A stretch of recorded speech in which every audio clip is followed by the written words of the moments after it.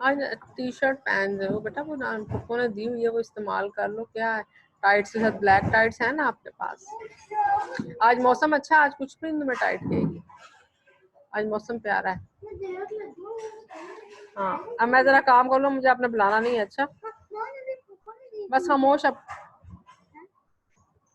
और क्या, और बकवास ठीक है तो और क्या था?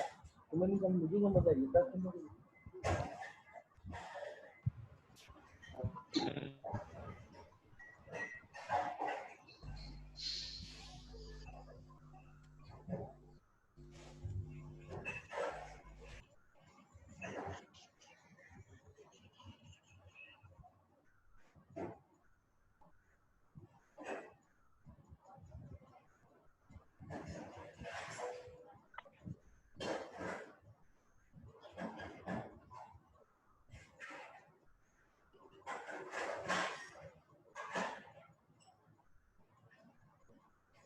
अस्सलाम वालेकुम।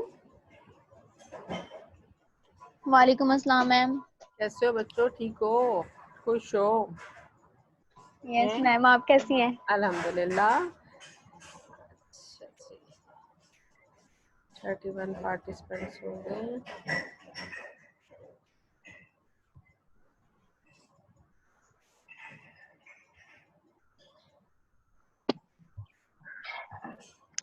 चले शुरू करें जी, ठीक है। Today we will start the application of UV visible spectroscopy. ठीक है, हमने इंस्ट्रूमेंटेशन इसकी सारी देखी, हर पार्ट को हमने, हर इंस्ट्रूमेंट को उसका जो जो फंक्शन प्ले करते हैं, उनकी क्या क्या कंस्ट्रक्शन है, वो सारा देख लिया था। आज हम देखेंगे कि अभी वन बाय वन की यूवी विजिबल की क्या जो है, इसकी क्या एप्लीकेशंस हैं। तो कोई आप में से बताएगा क्या क्या एप्लीकेशन हो सकती है?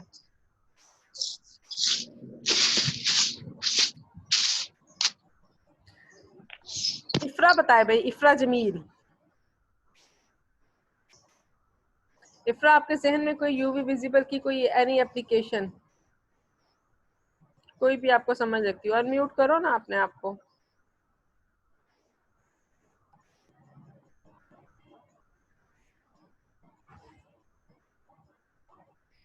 इफ्रा नहीं है?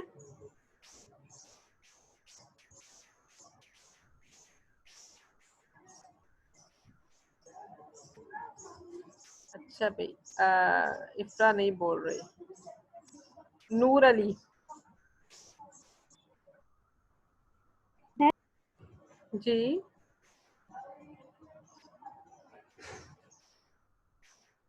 बच्चे अपने आप को पहले अनम्यूट करो।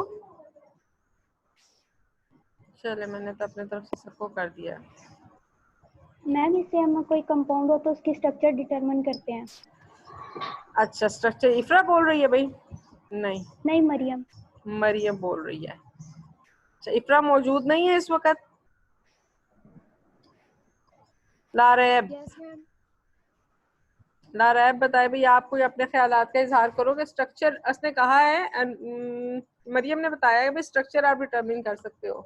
How can you find the structure? कैसे, इस पे थोड़ी सी जस्टिफिकेशन करो। स्ट्रक्चर कैसे? मैं आपको कोई कंपाउंड देती हूँ, ठीक है, कोई भी सपोज आपको मैं ये सिप्रोफ्लॉक्सिन, आजकल एंटीबायोटिक चल रही है, मैं आपको वो दे देती हूँ, तो आप उसका कैसे स्ट्रक्चर, किस तरह से यूवी हेल्प करेगी उसका स्ट्रक्चर डिटर्मिनेशन में? मैम, हर किसी कंपाउंड में यूवी विजिबल स्पेशल टाइप की इलेक्ट्रॉनिक ट्रांजिशन में हेल्प करती है। तो हम उसकी हर हर सब्सटेंस की स्पेसिफिक वेवलेंथ होती है एब्जॉर्प्शन की, तो हम वो डिटरमिन करेंगे, और उसके बाद हम वो डिटरमिन करने के बाद उसको अपने लिटरेचर से कंपेयर करके हम ये देखेंगे कि उसमें किस तरह की कॉन्जुगेशन प्रेजेंट है। इस तरह हम उसके बॉन्ड के बारे में हेल्प लेंगे। अच्छा, आपने कहा कि हर किसी की होती, क्या बेसिक कंडीशन क्या है, क्या शर्त है कि वो जो कंपाउंड है वो पीक देगा यूवी विजिबल पर? नूर मैंने नाम लिया था भाई। मैम, इसमें फंक्शन ग्रुप होता है, तो जी फंक्शन ग्रुप की वजह से हो सकती है। मैम जो कलर कंपाउंड्स होंगे वो विजिबल रेंज में ही पहली बात के वो अपने स्पेक्ट्रम देंगे। दूसरी बात की जो कंजुगेशन होती है उसकी वजह से वेवलेंथ जो है वो डिक्रीज कर जाती है, तो वो वेवलेंथ पर हम फिर उसको फाइंड करेंगे, फिर दोबारा फिर थर्ड पॉइंट पर आकर हम जो है वो लिटरेचर के साथ कंपेयर करेंगे। लिटरेचर के साथ कंपेयर करेंगे, ठीक है। अभी वो जो मैं असल में जो मैं क्वेश्चन चाह रही हूँ ना, आप उसकी तरफ आ नहीं रहे हो कि किसी भी कंपाउंड का, मैं कोई भी आपको कंपाउंड देती हूँ तो कौन सा वो पार्ट है जो कि बेसिकली यूवी में रोल प्ले करता है। कॉन्जुगेशन का वर्ड आपने यूज किया, और कोई वर्ड यूज करो इसी तरह से। मैम फंक्शनल ग्रुप को भी तो हम देख सकते हैं। Ma'am lambda max. Lambda max असल में बेसिकली आप इसको कह सकते हो कि जो बेसिक क्रोमोफोर है ना आपके यूवी विजिबल का, वो आपने वही बात जो कॉन्जुगेशन जिसके अंदर मौजूद है या जिसके अंदर डबल बॉन्ड सिंगल बॉन्ड मौजूद है, वो कंपाउंड, इससे हमें लैम्डा मैक्स से हमें पता चलता है उसमें मौजूद एरोमेटिसिटी का। बेसिकली किसी भी कंपाउंड में अगर एरोमेटिसिटी प्रेजेंट है तो वो क्या शो करेगी, वो यूवी विजिबल में एब्जॉर्प्शन शो करेगी। अब किस रीजन में शो करेगी, जिस तरह अभी बताया कि अगर वो कलर्ड है तो वो विजिबल में करेगी, अगर वो कलर्ड नहीं है, वाइट कलर है उसका, तो फिर वो यूवी के रीजन में फॉल करेगा। अब यूवी के रीजन में फॉल करके उसका लैम्डा मैक्स कहाँ पे फॉल कर रहा है, तो वो हमें सिर्फ इंफॉर्मेशन देती है, लिमिटेड इंफॉर्मेशन पता चलती है हमें उसके स्ट्रक्चर के बारे में, ठीक है। तो not a single chromatographic technique जो है वो है एप्लीकेबल नहीं है कि वो पूरा स्ट्रक्चर को डिटरमिन कर सके, लेकिन ये हमें हेल्प करती है स्ट्रक्चर डिटर्मिनेशन में। तो ये क्या है, मैंने क्रोमोफोर का वर्ड यूज किया है कि डिफरेंट क्रोमोफोर। फंक्शनल ग्रुप इसमें हेल्प नहीं करेगा। फंक्शनल ग्रुप का जो फंक्शनल ग्रुप के लिए हमारे पास साइंस टेक्नोलॉजी यूज करती है, वो IR की टेक्नोलॉजी है, ठीक है। तो अभी आपके पास जो है वो different chromophore absorb UV visible radiation of different wavelength. वो क्रोमोफोर क्या है, वो क्रोमोफोर वो कॉन्जुगेटेड स्ट्रक्चर है जो कि आपको लैम्डा मैक्स प्रोवाइड करेगा, ठीक है ना। It is sometime possible to identify the absorbing chromophore in an unknown compound. कोई कंपाउंड दिया गया है जो कि अननोन है, ठीक है, तो अननोन कंपाउंड में उस क्रोमोफोर को आपने डिटरमिन करना है। अब वो क्रोमोफोर, जिस तरह अभी मेरे पास आयशा ने एक क्वेश्चन दिया हुआ था कि अगर एनालीन है हमारे पास, तो एनालीन में NH2 ग्रुप लगा हुआ है। अगर वो सॉल्युबलाइज होता है किसी प्रोटोनेटेड सॉल्वेंट में, तो वो प्रोटोनेटेड सॉल्वेंट क्या करेगा, वो उसके लैम्डा, उसके इलेक्ट्रॉन पेयर को, एनालीन के जो नाइट्रोजन के ऊपर 2 इलेक्ट्रॉन है, वो उसको एक्सेप्ट कर लेगा और वो प्रोटोनेटेड एनालीन हो जाएगी। अब एनालीन में उसकी लैम्डा मैक्स क्या होगी, उस पर क्या इफेक्ट होगा, तो एनालीन जब सिंपल होगी तो अब वो जो NH2 ग्रुप है वो इलेक्ट्रॉन डोनेटिंग है, वो क्या करेगा, वो एरोमेटिक रिंग के साथ मिलकर कॉन्जुगेशन को इन्हांस करेगा। जब कॉन्जुगेशन इन्हांस हो जाएगी उसकी वजह से क्या होगा, स्टेबल होगा स्ट्रक्चर। जितनी कॉन्जुगेशन इंक्रीज होती जाएगी स्ट्रक्चर स्टेबल होता जाएगा, जितना स्टेबल होगा उतनी एनर्जी कम होती जाएगी। आपके एक्साइटेड स्टेट की और ग्राउंड स्टेट की जितनी एनर्जी कम होगी, वेवलेंथ ज्यादा होती जाएगी, लैम्डा मैक्स मूव करेगी रेड शिफ्ट की तरफ।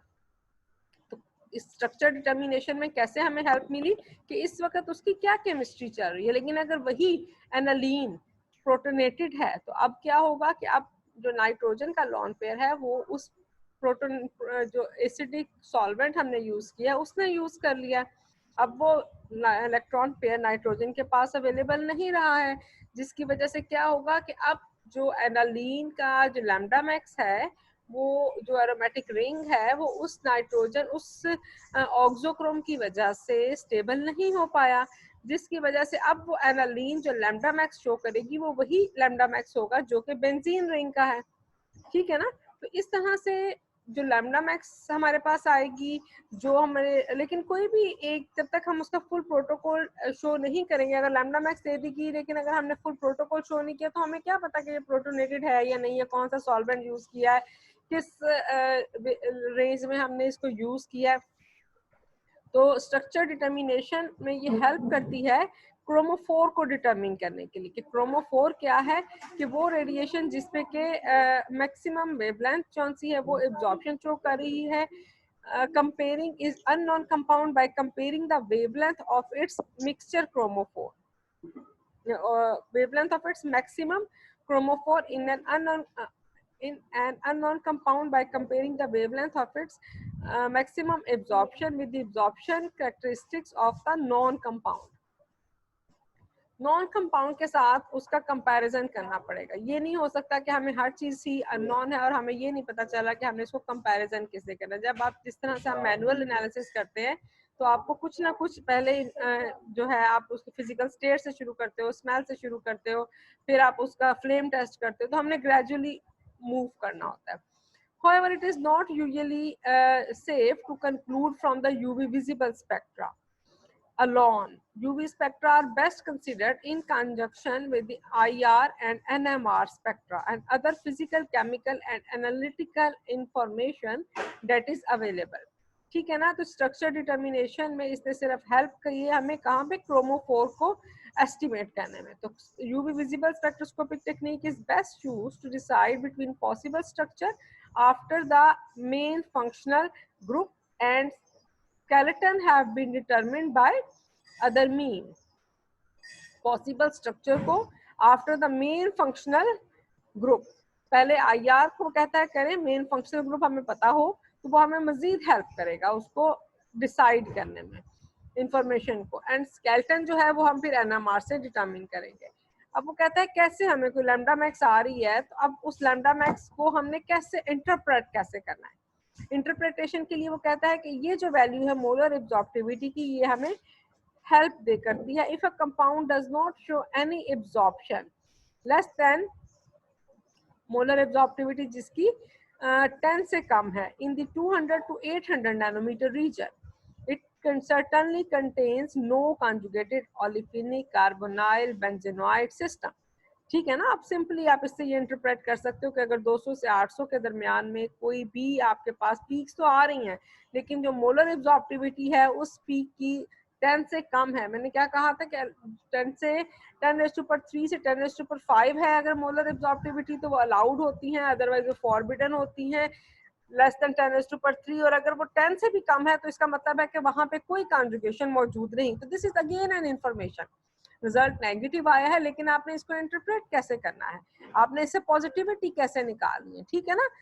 पॉजिटिविटी कैसे निकाली आपने कहा कि कोई नहीं आया, तो इसका मतलब है कि आपकी इंटरप्रिटेशन क्या है कि इसमें कोई कार्बोनाइल ग्रुप मौजूद नहीं है, इसमें कोई बेंजेनॉइड सिस्टम मौजूद नहीं है, इसमें कोई ओलिफिनिक सिस्टम मौजूद, कॉन्जुगेटेड ओलिफिनिक सिस्टम मौजूद नहीं है. ठीक है जी. स्ट्रॉन्ग एब्जॉर्प्शन अगर आती है 200 से 250 नैनोमीटर के दरमियान. ठीक है. स्ट्रॉन्ग एब्जॉर्प्शन 10⁻4 की उसने कहा कि अप्रोक्सीमेटली अगर इतनी आती है इस रेंज में तो दिया क्या, this indicate the presence of conjugated system of 2 unsaturated units. कि अब क्या है, दो अनसैचुरेटेड सिस्टम मौजूद है. अभी विजिबल रीजन में नहीं हम गए, बल्कि उसने क्या कहा कि 1 और 2 दो डाइईन है. 1,3 ब्यूटाडाइन में हमेशा आपको एग्जांपल देती हूँ, सिंपलेस्ट डाइईन है. और an alpha beta unsaturated carbonyl system मौजूद है. अगर 200 से 250 के दरमियान एक मोलर एब्जॉर्प्टिविटी पीक है और उसकी मोलर एब्जॉर्प्टिविटी 10⁻4 के करीब है, तो दिस कैन बी इंटरप्रेट कि ये कोई डाइईन है या alpha beta unsaturated carbonyl system है. और अगर वो 270 से 300 या 330 नैनोमीटर के दरमियान आ रही है स्ट्रॉन्ग पीक, तो अब क्या है, कंजुगेटेड सिस्टम ऑफ 3, 4 और 5 अनसैचुरेटेड यूनिट्स. या अब उसमें 3, 5, 4 या 5 अनसैचुरेटेड सिस्टम मौजूद हैं. डाइईन से आगे बात चलेगी, ट्राईन है, टेट्राईन है, पेंटाईन है और कंजुगेटेड है, alternate, double and single bond है. Colored compound almost always consist of conjugated system of more than 5 unsaturated system. ठीक है. A low intensity absorption 10 से 100 around 290 नैनोमीटर के पास है अगर 10, but more than 10 molar absorptivity उसकी क्या होनी चाहिए, more than 10. और वो 290 के करीब अगर एब्जॉर्प्शन शो करते हैं तो इट मीन्स के अब आप इंटरप्रेट कर सकते हो कि यहाँ पे कोई एल्डिहाइड या कीटोनिक ग्रुप मौजूद है, कार्बोनाइल ग्रुप मौजूद है। मीडियम इंटेंसिटी एब्जॉर्प्शन 100 से 1000 के दरमियान, अगर 250 से 300 के दरमियान है, this indicates the presence of benzene ring. ठीक है, तो these are the important points, कुछ मेन पॉइंट्स हैं जिससे आपको उसके स्पेक्ट्रा को देखते ही उसके स्ट्रक्चर के बारे में इंटरप्रिटेशन कर सकते हो। ठीक है, लेकिन अगर ये सारी इंफॉर्मेशन सिर्फ आप किसी कंपाउंड की यही इंफॉर्मेशन दोगे तो ये नहीं होगा कि आपको उसका कंप्लीट स्ट्रक्चर पता चल जाए। ठीक है ना, गॉट इट? किसी को अगर इसमें से कुछ पूछना है तो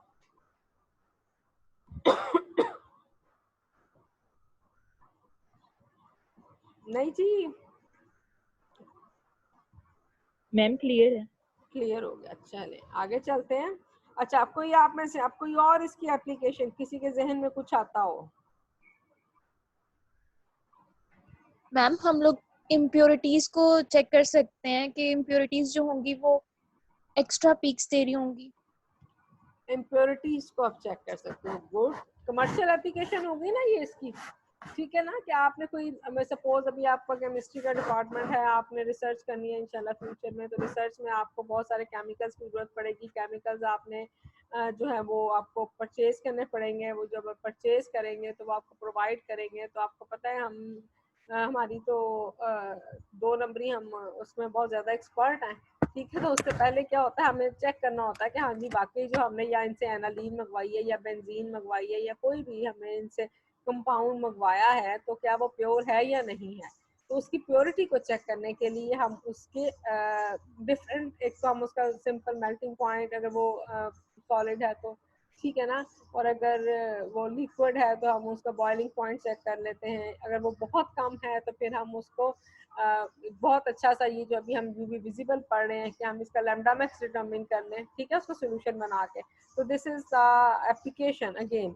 अब एप्लीकेशन इसको हम इसको एनालिटिकल एप्लीकेशन भी कह सकते हैं। एनालिटिकल एप्लीकेशन में डिफरेंट हमारे पास आ सकते हैं कि एनालिटिकली हम इसको कैसे कैसे डिटरमिन कर सकते हैं। ये यूजुअली इंटेंस होती है। Small quantities of absorbing substance can easily be detected. Analytical application में कि अगर बहुत थोड़ी सी अमाउंट में भी कोई चीज़ मौजूद है, जैसे अभी उन्होंने बताया कि अगर हमने साइक्लोहेक्सेन खरीदनी है तो साइक्लोहेक्सेन जो सी है वो अगर हम बेंजीन की हाइड्रोजनेशन करते हैं तो वो साइक्लोहेक्सेन कंप्लीट एक केमिकल रिएक्शन प्रोसीड करना पड़ता है, उसके नतीजे में साइक्लोहेक्सेन बन जाएगी। अगर हमने साइक्लोहेक्सेन खरीदी और हमें वो एनालिटिकल ग्रेड के लिए चाहिए, हमने उससे HPLC एनालिसिस करने हैं, तो 99.99% हमें प्योर साइक्लोहेक्सेन चाहिए। और अगर उसके अंदर बेंजीन की इम्प्योरिटी मौजूद होगी, वो केमिकल रिएक्शन 100% कैरिड आउट नहीं हुआ होगा, तो क्या होगा, आपका जो एनालिसिस है, जो आपका एसे आप करने जा रहे हो, वो खराब हो जाएगा। ठीक है, उसमें अब एरर ज़्यादा होगा और उसके जो रिजल्ट्स हैं वो इतने क्लियर नहीं होंगे। तो उसके लिए क्या करते हैं, for example the presence of trace of benzene in cyclohexane which is produced by hydrogenation of benzene can easily be detected by spectroscopically. UV visible जो है वो हमें क्वांटिटेटिव एनालिसिस भी कर देता है by using the beer-Lambert law. ठीक है ना, एक तो हमें ये पीक से ये क्वालिटेटिव एनालिसिस पता चल जाएगा। अगर सिर्फ साइक्लोहेक्सेन, अगर उसमें बेंजीन मौजूद नहीं है तो बेंजीन पर वहाँ पर 253 पर कोई भी पीक अपीयर नहीं होगी, या 250 से 300 नैनोमीटर पर इतनी इंटेंसिटी की कोई भी पीक अपीयर नहीं होगी। इट मीन्स कि वो साइक्लोहेक्सेन जो हमें दिया गया है उसकी वो प्योर है। ठीक है ना, लेकिन साइक्लोहेक्सेन की प्योरिटी के लिए तो हमें ये कहा, ये टेस्ट ये शो करेगा कि इसमें बेंजीन की इम्प्योरिटी नहीं है, लेकिन ये नहीं शो करेगा कि ये साइक्लोहेक्सेन ही है। तो इसके लिए हम इसका बॉइलिंग पॉइंट डिटरमिन कर सकते हैं। सॉल्वेंट होता है ये साइक्लोहेक्सेन। तो क्वांटिटेटिव एनालिसिस के लिए भी हम इसी तरह से कि क्या उसकी क्वांटिटी कितनी मकदार में वो मौजूद है। ठीक है ना, जैसे अभी आपको सपोज आप के पास कोई कोल का सैंपल है और आपने उसकी कैलोरीफिक वैल्यू डिटरमिन करनी है, तो वो उसकी एक अलहदा के उसके अंदर जो ऑर्गेनिक कंटेंट है वो उस कितनी मिकदार में मौजूद है, उसमें सल्फर की कितनी अमाउंट मौजूद है, तो वो क्या आपको बताएगा, वो आपको शो करेगा उसकी क्वांटिटेटिव एनालिसिस। तो बियर-लैम्बर्ट लॉ क्वालिटेटिव के साथ साथ क्वांटिटेटिव एनालिसिस भी देता है। Concentration of a single absorbing substance in the solution can be determined by the equation absorption is equal epsilon Cl by measuring the absorbance of the solution at the wavelength of its maximum absorption, provided that the absorptivity of the substance and the path length are known. वो कहता है कि specific wavelength कौन सी है वो अगर available है, जैसे मैं बहुत दफ़ा आपको एग्जांपल दे चुकी हूँ कि आपके पास सपोज हम पोटेशियम परमैंगनेट का आप सबको पता है, यहाँ जो आपके पास बोरोमीन वाटर होता है ऑरेंज से कलर में होता है, ठीक है ना। तो अगर बोरोमीन वाटर किससे बनता है, बोरोमीन से बनता है। बोरोमीन का कलर क्या होता है, ऑरेंज कलर होता है। बोरोमीन और आयोडीन का कलर क्या होगा, ब्राउन से कलर में चली जाएगी वो। तो अब इसमें बोरोमीन जौन सा है वो उसमें कितनी क्वांटिटी में मौजूद है, बोरोमीन वाटर, उसका 1% सोल्यूशन चाहिए, 2% सोल्यूशन चाहिए, तो हम उसकी एक कैलिब्रेशन कर्व ड्रॉ करेंगे और at the base of this calibration curve हम उसके हमें पता होगा कि जो 1% है उसकी एब्जॉर्प्शन एक्स एक्सिस पर हम कंसंट्रेशन रखेंगे और वाई एक्सिस पे हम एब्जॉर्बेंस रखेंगे। 1 से 10 जो है वो परसेंट सोल्यूशन बना के हम उनकी एब्जॉर्प्शन चेक करेंगे, और अगर हमारे पास अननोन सोल्यूशन दिया गया है तो हम पता चल जाएगा कि उसकी जो है कंसंट्रेशन कहाँ पे फॉल कर रही है। तो in this way we can carry out the quantitative analysis. ठीक है जी, ये बात होगी बीयर-लैम्बर्ट लॉ को हम यूज करके कैसे कंसंट्रेशन डिटरमिन कर सकते हैं। Although it is possible to determine the absorptivity from a single absorption measurement, the value is not reliable. अब वो कहते हैं यहाँ पे स्पेसिफिक वेवलेंथ कौन सी है, अगर हमें कंपाउंड पता है तो लिटरेचर में पता है कि उसकी लैम्डा मैक्स क्या है, और अगर वो लैम्डा मैक्स नहीं पता तो पहले आपको उसकी लैम्डा मैक्स लेनी पड़ेगी। ठीक है, तो although it is possible to determine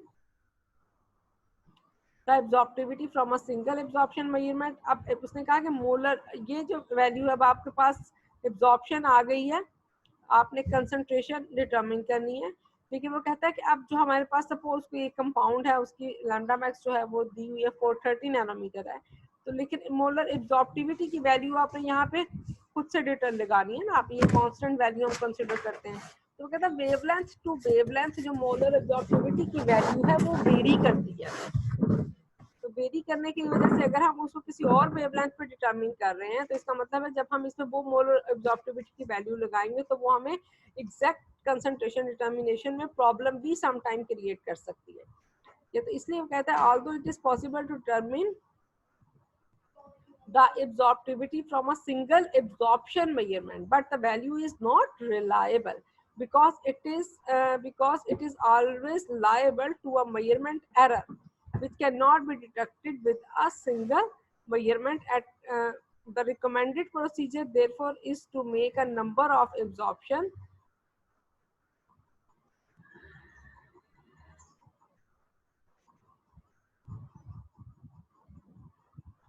number of absorption, जो भी मैंने आपको बताया कि 1 से 10 ppm तक आप डिफरेंट जौन सी है एब्जॉर्प्शन वैल्यूज लोगे, तो नंबर ऑफ एब्जॉर्प्शन आप करेंगे,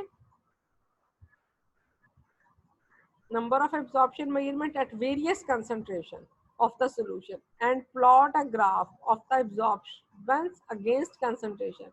The slope of the resulting straight line which passes through the origin is epsilon L, from which epsilon can be calculated if L is known. ठीक है, तो slope की value से आप उसकी एप्सिलॉन की वैल्यू खुद कैलकुलेट करें, ना कि आप उसकी वैल्यू जौन सी है वो आप लिटरेचर से लैम्डा मैक्स देखिए और वहाँ पर आप मोलर एब्जॉर्प्टिविटी लगाएं। तो मोर रिकमेंडेड वैल्यू क्या है, एनालिटिकल पॉइंट ऑफ व्यू से क्या यहाँ पे बात समझाने की कोशिश की, ये बात तो सबको पता है कि हम इससे एब्जॉर्प्शन से कंसंट्रेशन क्वांटिटेटिव एनालिसिस कर सकते हैं। वन मोर पॉइंट जो यहाँ पे जिस पे जोर दिया गया है कि वो कहता है कि अगर तो आपको लैम्डा मैक्स भी, बल्कि बेहतर ये है कि आप compound to compound lambda max कौन सी है, सिचुएशन टू सिचुएशन में भी इट चेंज 1 to 3 नैनोमीटर, ठीक है ना। तो इन दैट केस क्या है कि आप फुल स्कैन करें, double beam spectrophotometer easily available है, उस पर आप आसानी से आप 200 से लेकर 800 नैनोमीटर तक इजीली आप डिटरमिन कर सकते हो कि इस कंपाउंड की वेवलेंथ क्या है, ठीक है ना। अब वो जो वेवलेंथ आ जाएगी उस पर आपने फर्दर उस कंपाउंड की डिफरेंट कंसंट्रेशंस बनाकर फिर अगेन आपने उसकी एब्जॉर्प्शन नोट करनी है। ठीक है। अब जो आपके पास प्लॉट आएगा, जो स्ट्रेट लाइन आप लेंगे, उसकी जो स्लोप है उसकी value is equal to the epsilon L, और एप्सिलॉन एल से फिर आपके पास एप्सिलॉन की वैल्यू आ जाएगी कि ये एप्सिलॉन की वैल्यू कैसे चेंज कर रही है। ठीक है जी, ये आपके पास आ गई एनालिटिकल ग्रेड, एनालिटिकल एप्लीकेशन क्या है इसकी। नेक्स्ट एनी अदर, कोई और एप्लीकेशन बोलो भी। अब इसकी कौन बताएगा? यहाँ पे किसी को कंफ्यूजन है तो मुझसे डिस्कस कर लो भी आप।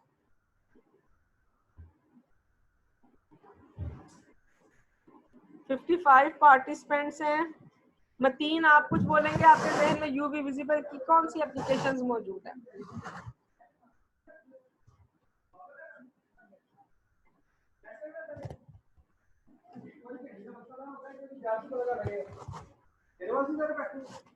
जी Mateen,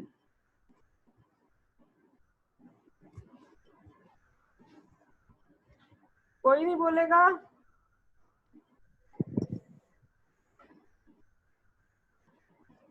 Aneeza,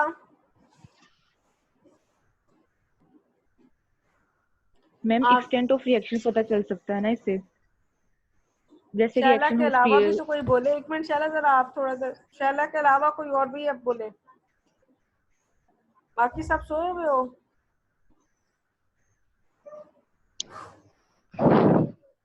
ma'am qualitative analysis के लिए भी हम यूज कर सकते हैं। दोबारा मैम बोले। काइनेटिक स्टडी भी कर सकते हैं। काइनेटिक स्टडी कैसे करेंगे? मैम उस रिएक्शन का रेट फाइंड आउट करेंगे हम लोग। रेट ऑफ रिएक्शन को डिटरमिन करेंगे। चलें आप इस पर डिस्कस कर लेते हैं, रेट ऑफ रिएक्शन को कैसे डिस्कस करेंगे हम। रेट ऑफ रिएक्शन कैसे पता चलेगा कि यूवी विजिबल में वो कहता है पावरफुल टूल है for determination of the rate of many reactions which involve a change in the absorbing group. Absorption जो ग्रुप हो रहा है वो उसका क्या है, किस रेट से वो अपीयर हो रहा है या किस रेट से वो अपीयर हो रहा है। ठीक है ना?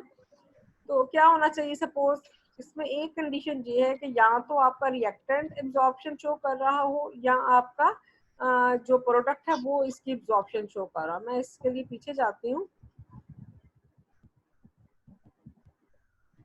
ये अगेन जो काइनेटिक इसकी स्टडी है ना, ये हमें कमर्शियल एप्लीकेशन देती है।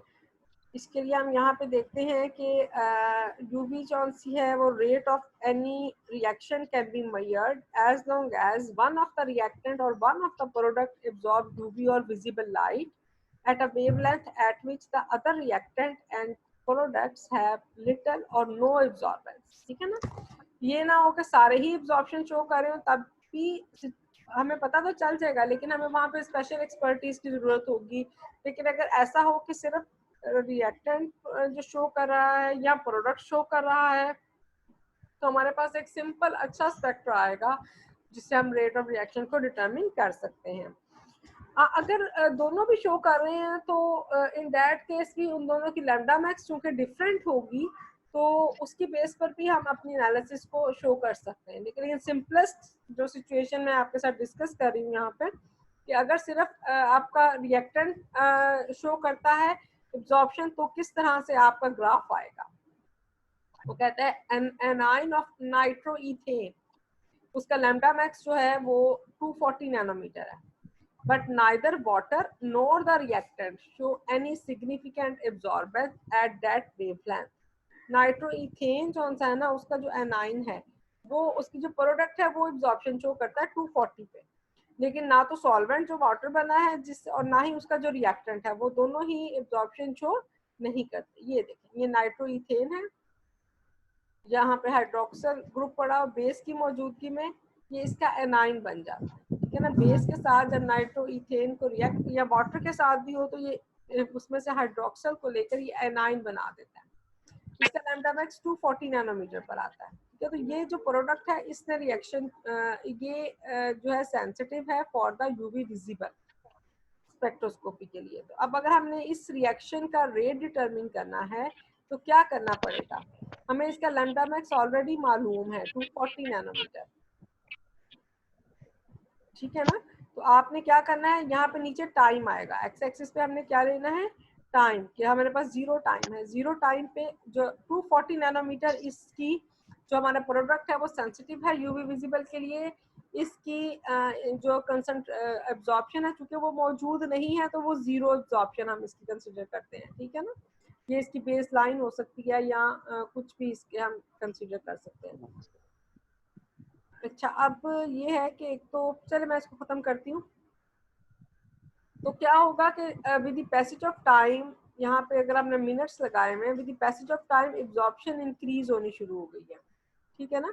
वेवलेंथ वही है 240 नैनोमीटर, लेकिन एब्जॉर्प्शन जौन सी है, इसका मतलब है कि आहिस्ता आहिस्ता नाइट्रोइथेन की कंसंट्रेशन जौन सी है वो with the passage of time enhance हो रही है। और यहाँ पे जाकर एब्जॉर्प्शन जौन सी है वो स्ट्रेट लाइन, अब इससे ज्यादा मजीद जो है वो एब्जॉर्प्शन, मजीद कंसंट्रेशन जौन सी है वो इनहांस नहीं हो रही। इसका मतलब है यहाँ पे इक्विलिब्रियम एस्टैब्लिश हो गया है। ये देखा ना, ये वाला रिवर्सिबल रिएक्शन है, तो इक्विलिब्रियम एस्टैब्लिश हो गया, मैक्सिमम रिएक्शन प्रोसीड हो गया। तो in this way we can determine the rate of the reaction, ठीक है। Hydroxide ion removes a proton from the nitroethane. The rate at which the nitroethane anion is formed, the UV visible, is adjusted to measure absorption at 240 nanometer as a function of time instead of absorbance as a function of wavelength. अब हमने यहाँ wavelength नहीं लेनी क्योंकि वो हमें पता है already. Nitroethane is added to a quartz cell containing a basic solution, and the rate of the reaction is determined by monitoring the increase in absorbance at 240 nanometer. In this way, the UV visible help us for determining the kinetic of the reaction. ठीक है, okay students. जी ma'am, इसका microbiology में भी तो effect देख सकते हैं। अच्छा, आप ना अब ये एक चौन सा, ये मेरे पास 7 मिनट्स रह गए हैं इसके रिमेनिंग मीटिंग टाइम, तो आप इसको मुझे दोबारा ज्वाइन करो, तो मैं फिर आपको 9:15 बजे आपकी क्लास है ना, तब तक दोबारा छोड़ती हूँ, ठीक है। हम एक और सेशन ले लेते हैं। ऑलराइट, ओके मैम, सब रीज्वाइन करो।